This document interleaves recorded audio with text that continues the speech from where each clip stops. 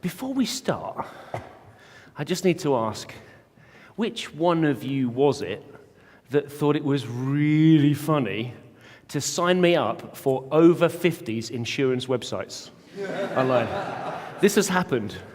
I'm getting junk mail from Age UK, Sun Alliance. They sent me a free pen and a photo of Michael Parkinson. Can you believe that? I even got offers for personal alarms just in case I have a fall or I break a hip. So this last week, in fact, it was, the phone rang. I don't always pick up the phone in the office. And this guy said, Mr. Clark, it's John here from Handy Stairlifts. So whoever it was, enough, you bastards. Right, we've heard, I think, about some very important subjects this last couple of days. And I particularly enjoyed hearing from Dave yesterday, who explained Paravel's approach to responsive design. Paul, bless him, put everything into context, I think, which is for the people who we make websites. And have you heard that he's got a book out? By the way, there are tribes deep in the Amazon rainforest who have never seen a white man that now know that Paul has a new book out.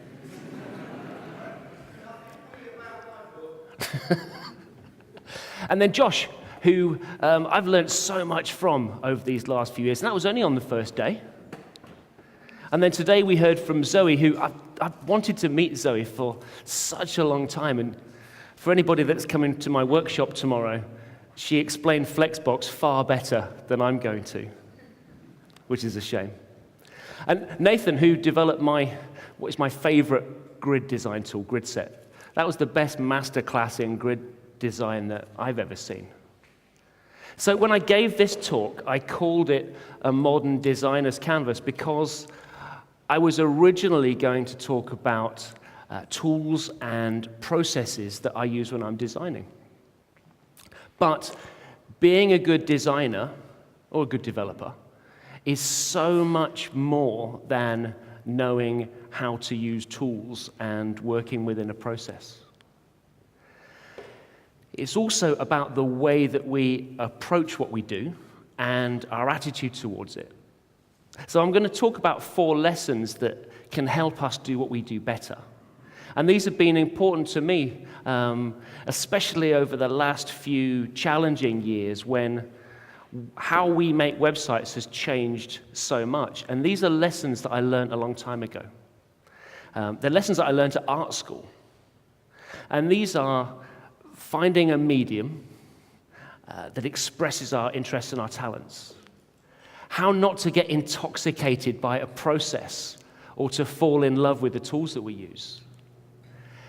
They're to challenge what we've been told, including everything that you've been told here, and to beat our own path rather than following somebody else's. So I'm going to do it without slides, you might have noticed, just in case you thought the projector was broken. What I'm going to do is I'll publish a transcript and some footnotes after the talk. But before I get onto that, is it anybody's birthday here today? Hands up if it's your birthday. Oh, happy birthday. Happy birthday.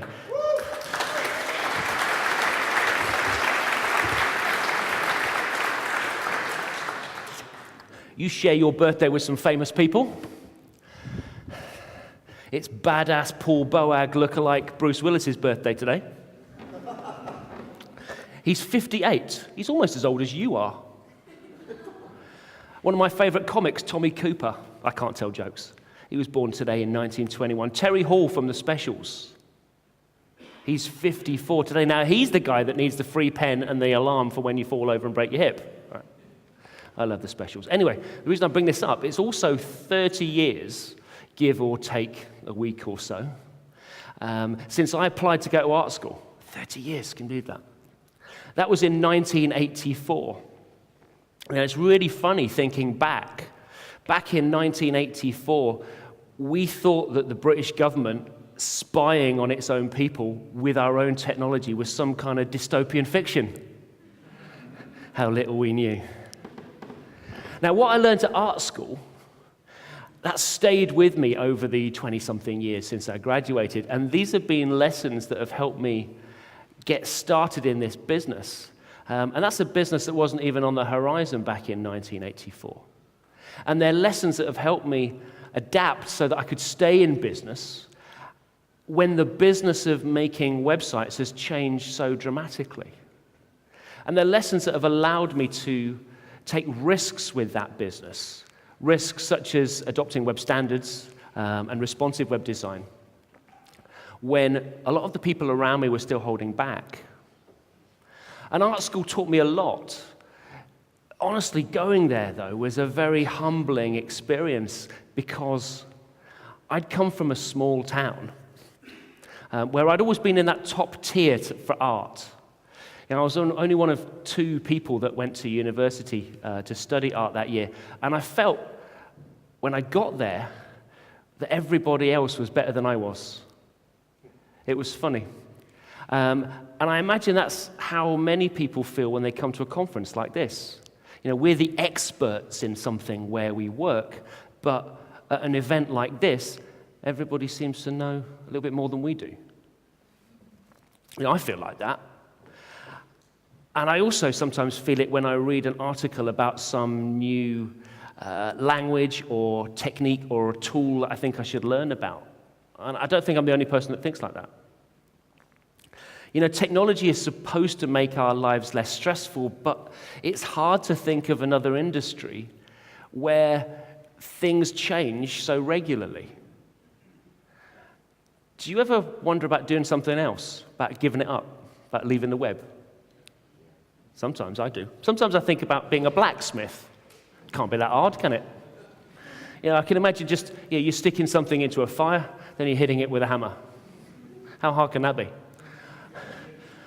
You know, I doubt that the techniques or the technologies for smithing have changed much in hundreds of years. You know, you heat things up, you hit them. How hard can it be? I'm probably going to get angry letters from blacksmiths for saying that now. But the web, on the other hand, that's changing constantly.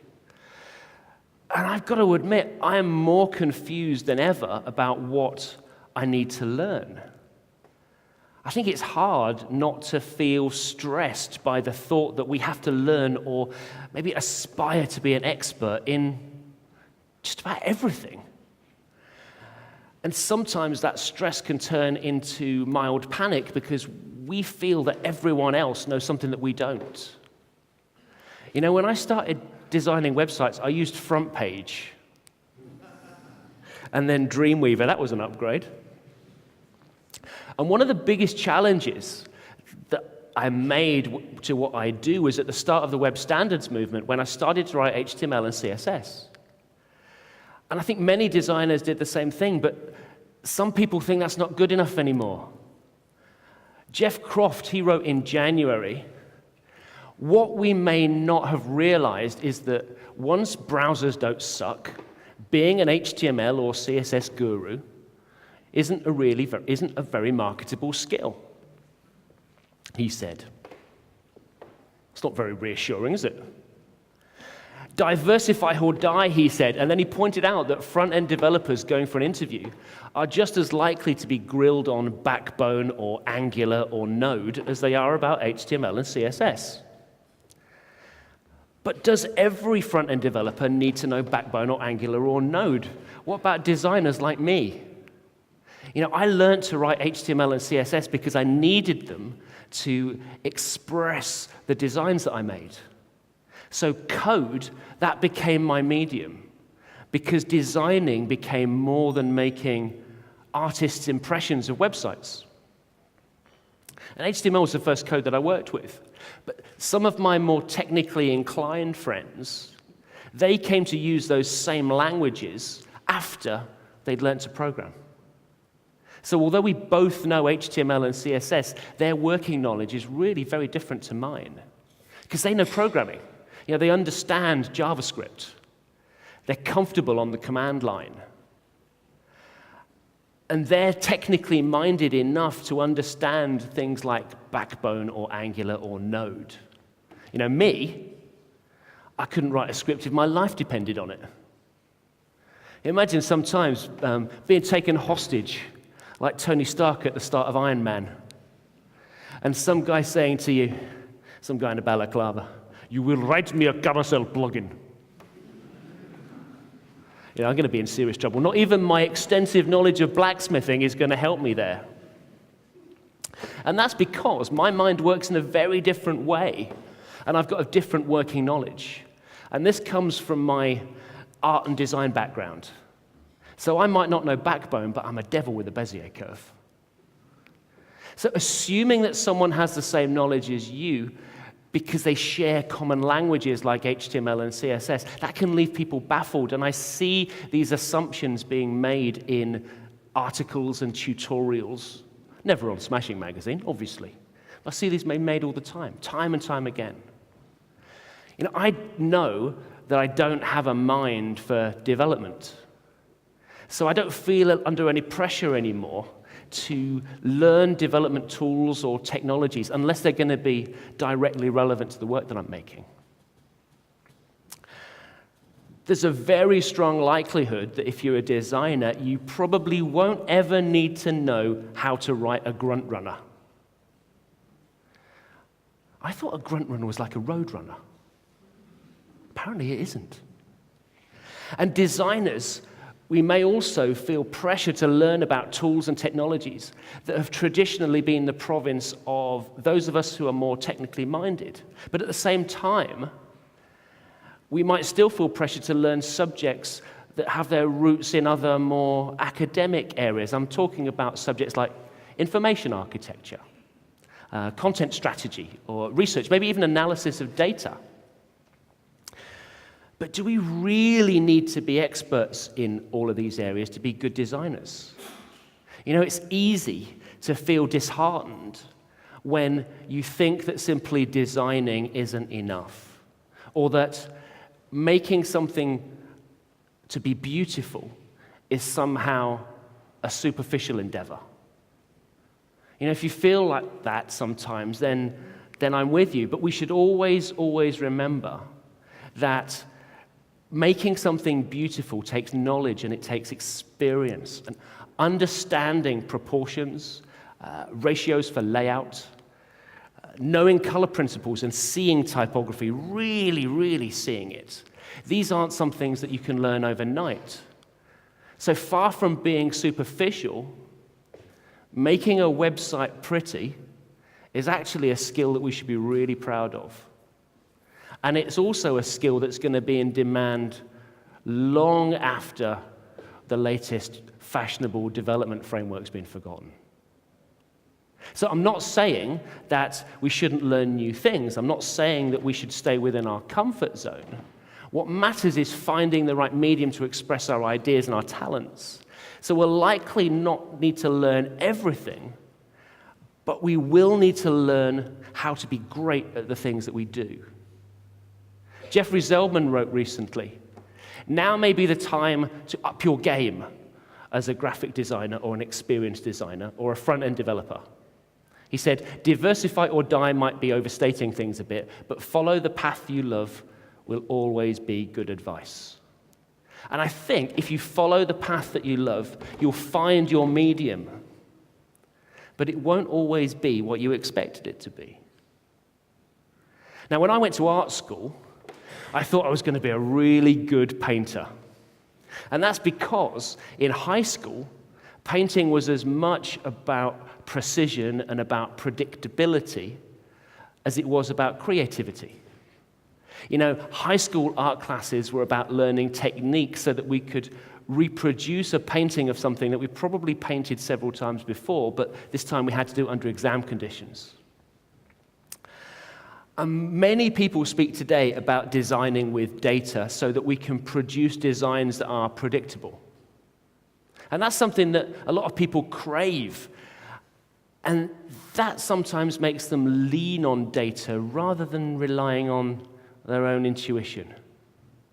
And personally, I want to see designs that are inspirational long before I see designs that are predictable. And this current trend for flat design, this makes me feel very nostalgic, actually. And that's because at art school, I painted things to look flat. I loved that hard edge graphic quality of pop art. And I loved David Hockney's work, particularly those splash paintings. Thing was, coming from a small town without an art gallery, I'd only ever seen them reproduced in books or on postcards.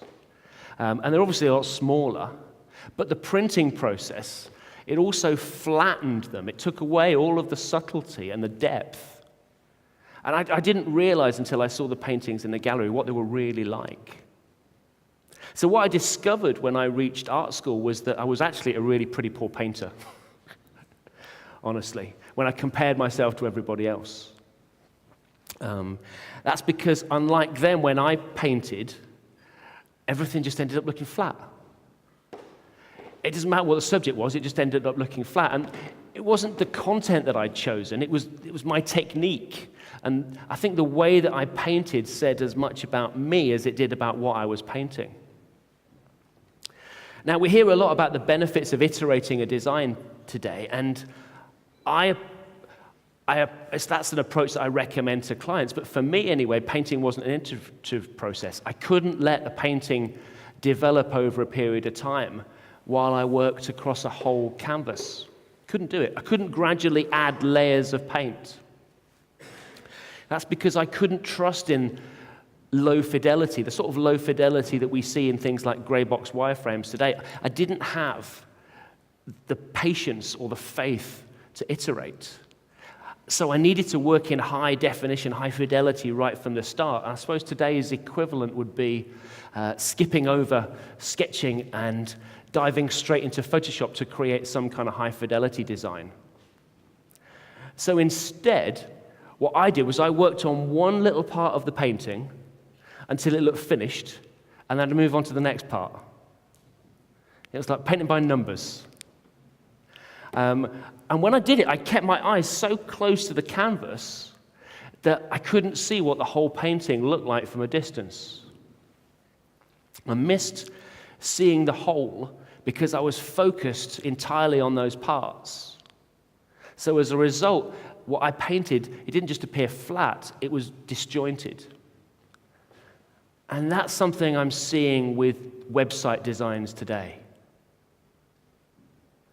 It took me months and months of dissatisfaction with painting before I realized that it's as much about temperament as it is about technique. I wasn't suited to painting.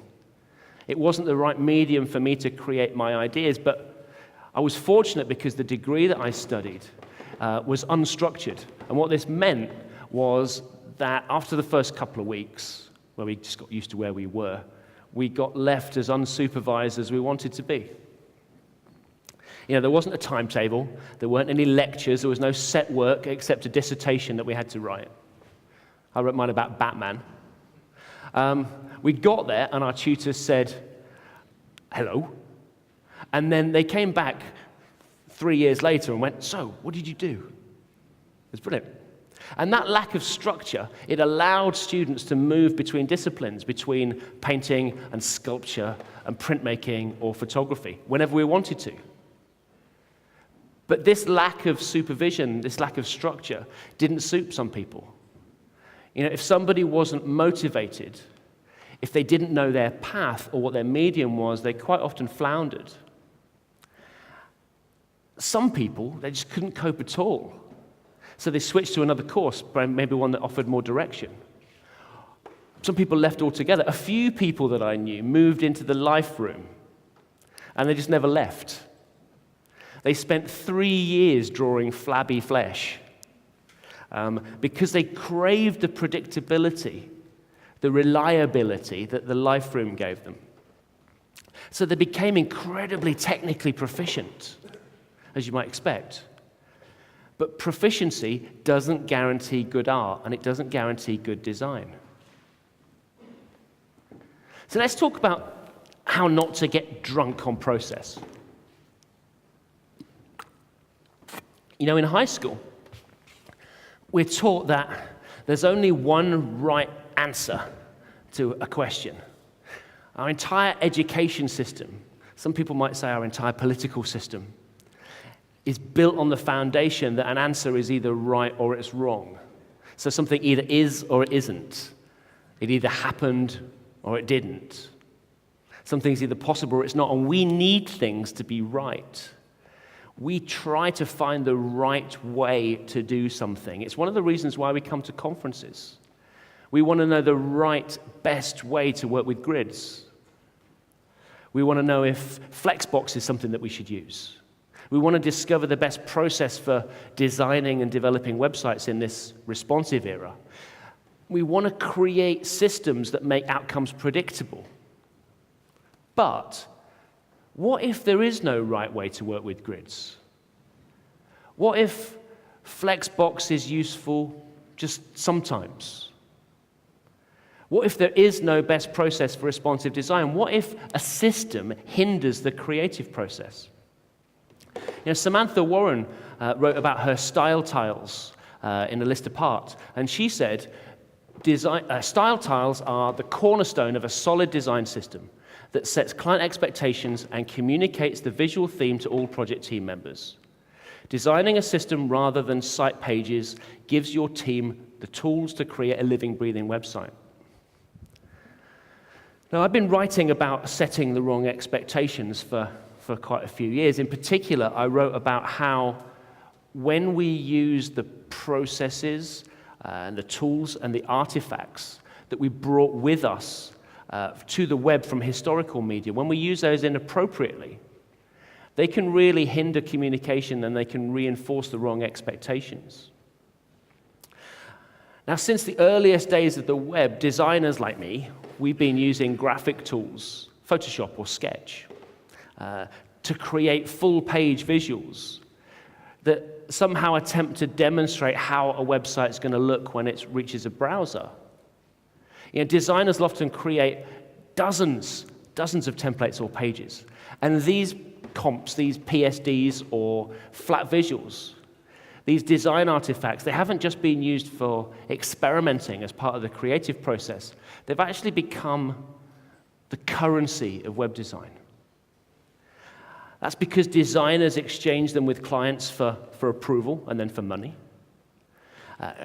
Clients and designers, they exchange them with developers to be used as blueprints for the content or the functionality of a site, and then as QA tools.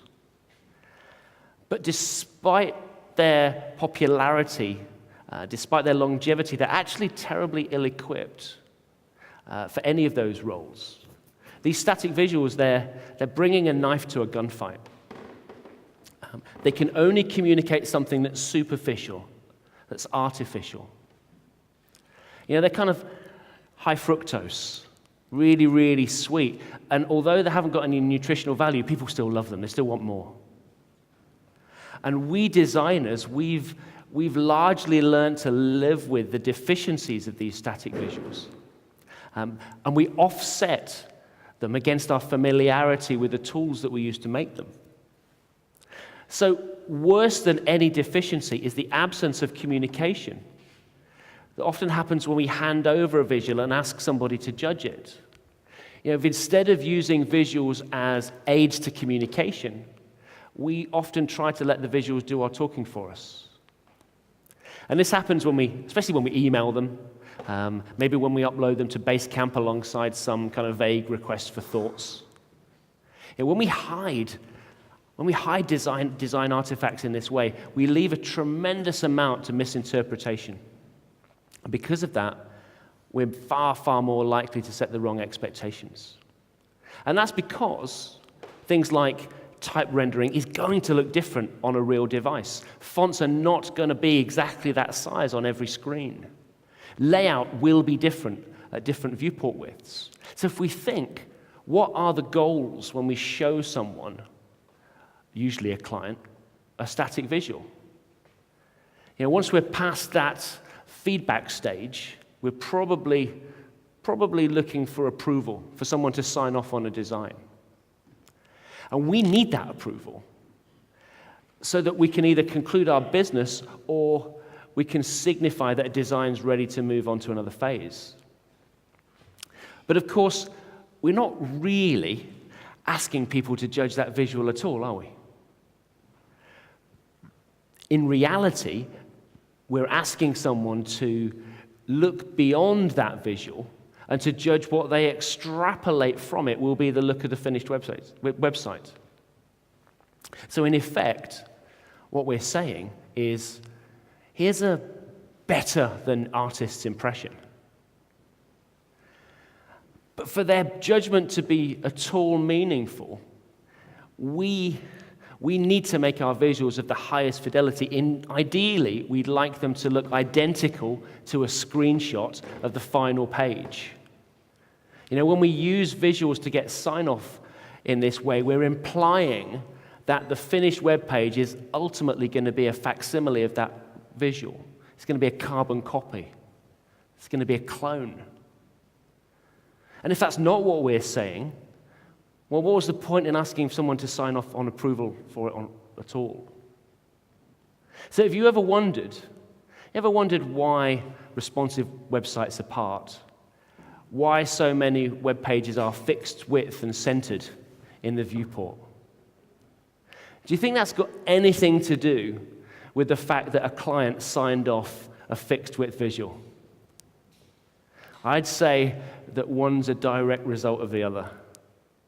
And I'd probably go further and suggest that asking for sign-off on visuals should be considered harmful, because what we're doing is we're reinforcing an outdated notion that a web page should be a facsimile of a frozen image.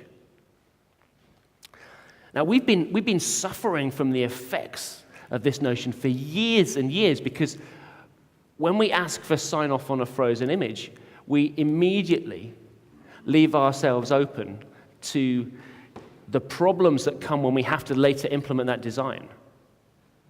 So if you think back to the number of times that you were forced to explain to a client why Internet Explorer didn't render the border radii, or box shadows, or CSS columns, or gradients.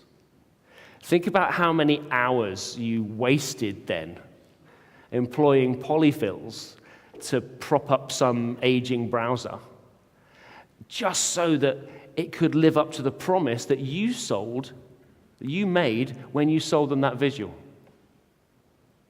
So to save ourselves this agony, what we did for years was we designed to the lowest common denominator. We eschewed so many useful CSS properties until the dominance of those legacy browsers had faded. That's what my Hard-Boiled Web Design book was really about challenging that unambitious thinking. Now, one of the things that I admire about Samantha Warren's approach is that she's emphasizing communication. And what she said was, style tiles provide a catalyst for discussions. And I really appreciate that, because I think what matters most often is not the way that we design, but the way that we communicate design. So I talked earlier on about finding the right medium, and it became very clear to me early on that those high-fidelity visuals, those things that represent the future look of a complete page, they're rarely the right medium for communicating web design.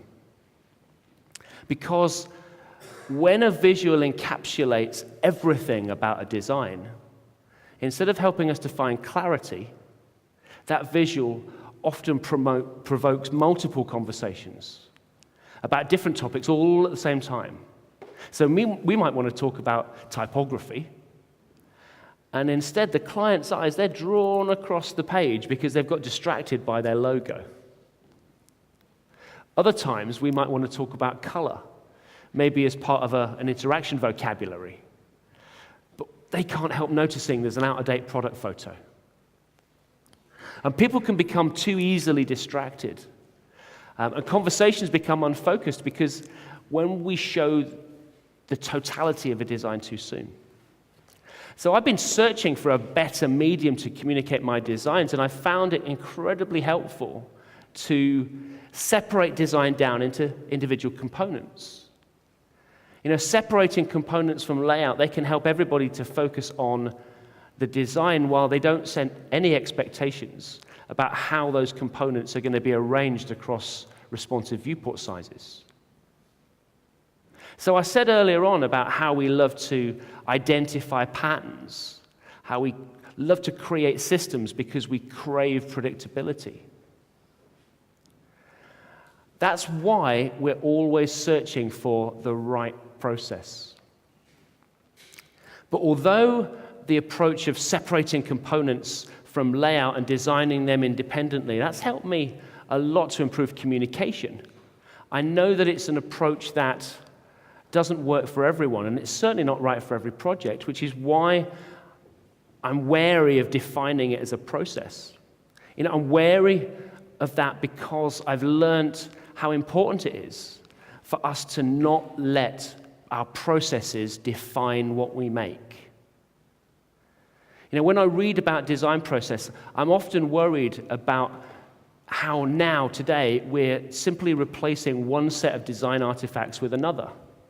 In this case, Photoshop visuals for pattern libraries. And that we're becoming so intoxicated by our processes again and falling so deeply in love with these new tools that we'll again lose sight of what it is that we're actually making. So let's talk about challenging ideas, including everything that I'm telling you. Back in 2009, I gave a talk called Walls Tumbling Down. And in it, I discussed how important it is, I think, to make time to be more creative. And I suggested then that we should do that by reducing repetition, making a lot fewer design visuals, designing systems instead of designing pages. And I think it's important to be clear now, as we hear much more about this thinking, that I was talking about designing a system, not design as a system. And design system thinking has taken hold, and it's taken several forms from, for example, using style guides as a design deliverable, through to full-blown pattern libraries as design tools rather than documentation. There's a few of these. They're widely cited examples of pattern libraries. The Starbucks one comes to mind, or maybe the one that Alysta Park published recently.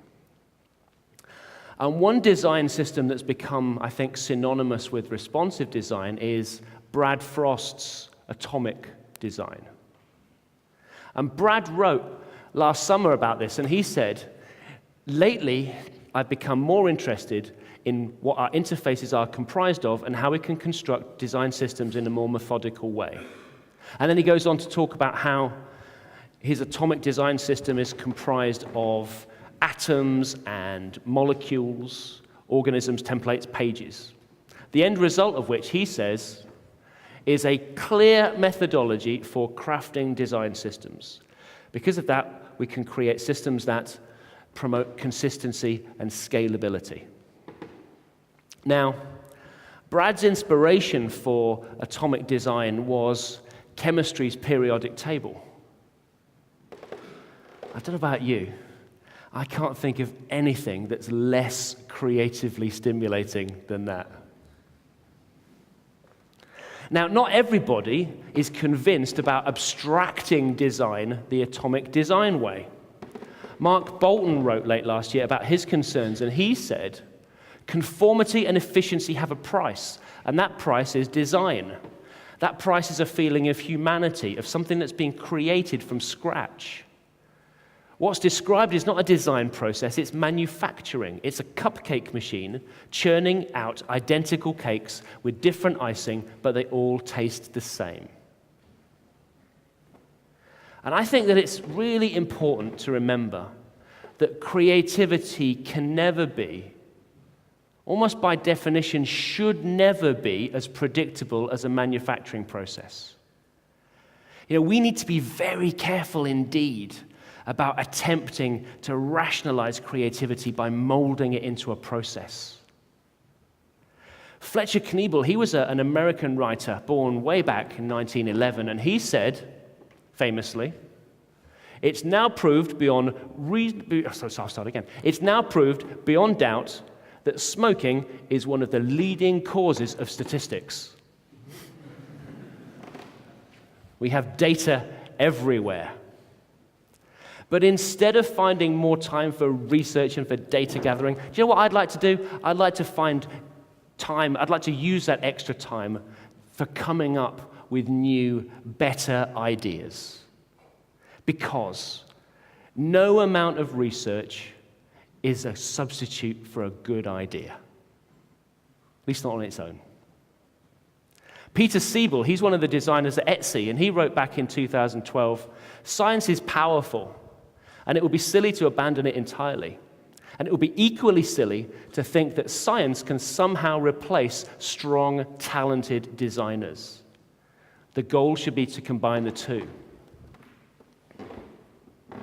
So perhaps the most important lessons that I learned at art school was not to take what we hear and see at face value, but to question everything that we're told. And I think that's something everyone should do. You know, you should question what you've learned here at this conference. You should question what I'm telling you now.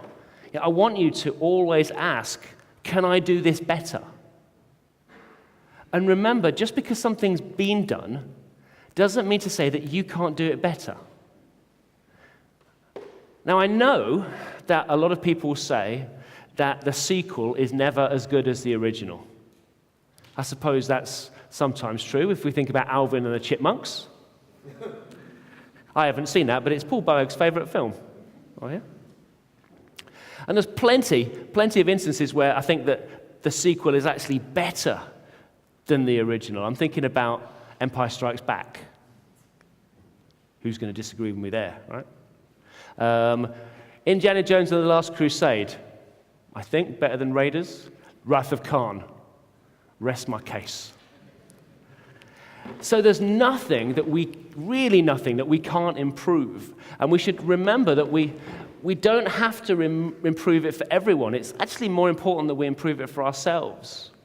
You know, we're really fortunate as an industry that we've got the ability and the tools to take something that someone's made, be that a little piece of code, maybe a full framework or a tip or a process or a workflow, and improve on it. Blogs and RSS and Twitter, that they mean that we hear about a new method minutes after it's been written up, and then tools like CodePen, GitHub, they let us fork that code and make it our own. You know, I published my open source contract killer contract on GitHub, and the best part of doing that was actually giving people a chance to use what I made and an opportunity for them to add their own insights and make it better. In fact, I don't think there's anything that I've shared that hasn't been improved simply by the act of sharing it. But sharing's not just a catalyst. Developing an idea, now that takes time, and it takes patience. You know, I mentioned earlier on that when I was at art school, I couldn't let a painting develop over a period of time. I needed to start off in high definition. I had a friend, Ben. He and some of the other painters around me, they knew how to let a painting develop. Ben started off the course by making 6 giant 6-foot by 6-foot canvases. And then he spent 3 years working on just those 6 paintings. I think I saw him more times in the pub than I did in the studio. Because he'd come in once, maybe twice a week, and he'd add just a little subtle layer of paint to the painting. And then sometimes he'd come in and he'd wrap a rag, dip a rag in white spirit, and actually take paint away. And I'm fascinated by that.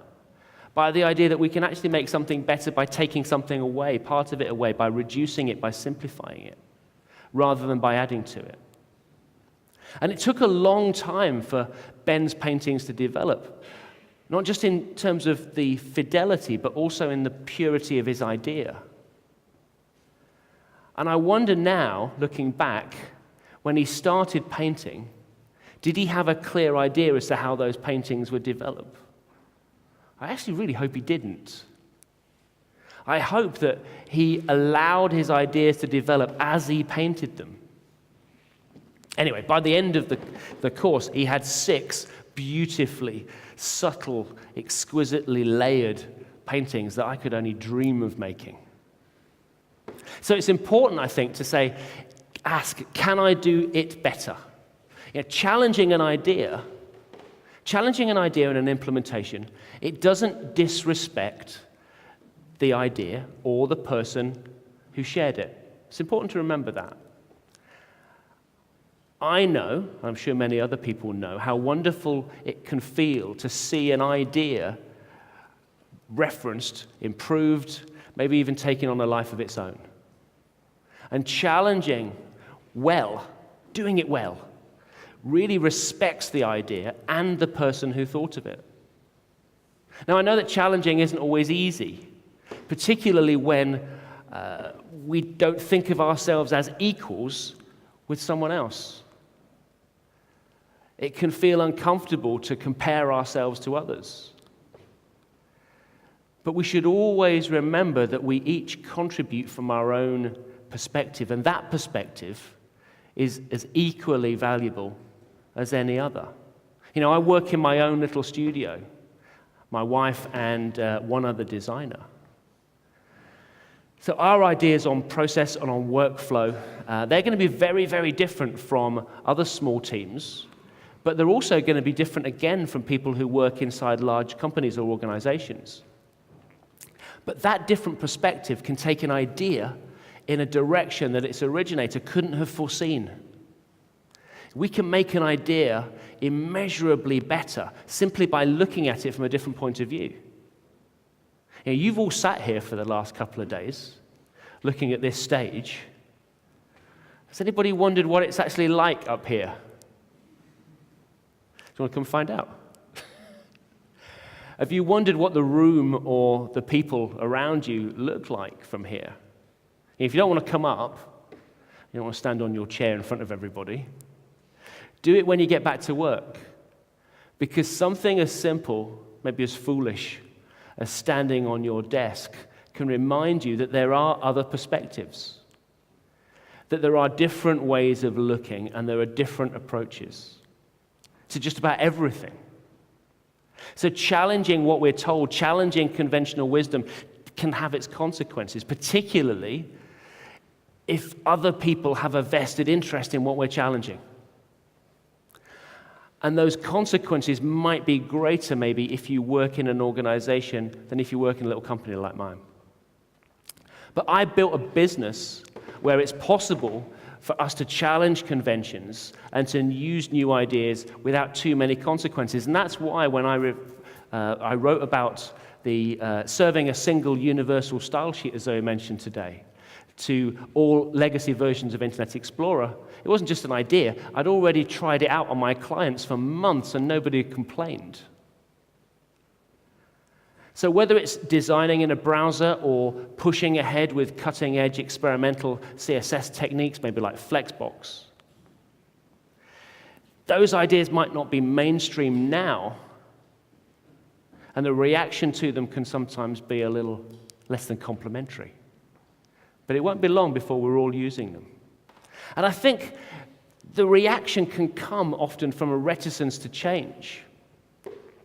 It possibly also comes from fear because we too often limit an idea's potential because we worry about the consequences of failure too early. Children, they challenge ideas all the time. They've got a talent for asking questions. They ask why all the bloody time. If you've got kids, you're going to know that. Because they haven't learned to fear consequences in the same way that we adults have, because they haven't been conditioned to think of those consequences. So rather than dimming the flame of an idea, questioning it actually helps to make it grow. So we should ask more questions. We should make asking questions a habit. We should ask, who says we can't do that? Why can't we do that? Why do we have so many meetings? Why do designers and developers work in different teams? Why do we work in different buildings? Why can't we start writing code until the design's been signed off? Why can't I talk to the client? Why is this list of questions so long? Asking these types of questions, they can stimulate ideas. And we should always remember that whatever environment we work in, along with any consequences, they come opportunities. Opportunities to create something that's really special. I know that we can feel often isolated, starved of inspiration, even when we work alongside other people. If sometimes our organization structure, our working environments, make it difficult to keep ideas flowing. And that's because it's common for our organizations to classify us in the same way that we classify elements when we write HTML, except they give us role attributes. That's really geeky, isn't it? They give us roles like graphic designer or interface designer or user experience designer or digital product designer or web developer or front-end developer or front-end architect. Have I missed your job title out? Of course, what's written on your business card doesn't necessarily restrict you coming up with ideas, but classifications can have consequences that impact on creativity. And when you define a role for yourself, or you're assigned one by someone else, at best, that role can limit what you do. But at worst, it can limit what you aspire to do, because roles and responsibilities can define boundaries. Have you ever heard a designer say, "That's my job"? You're not a designer. I think, though, that when we cross over into someone else's area of expertise, when we work with their tools, we can use that new knowledge, we can take that different perspective, and it can inspire us to move in a different direction. Stepping into someone else's shoes, it doesn't just give us an appreciation for their work, it can inspire us to make our own work better.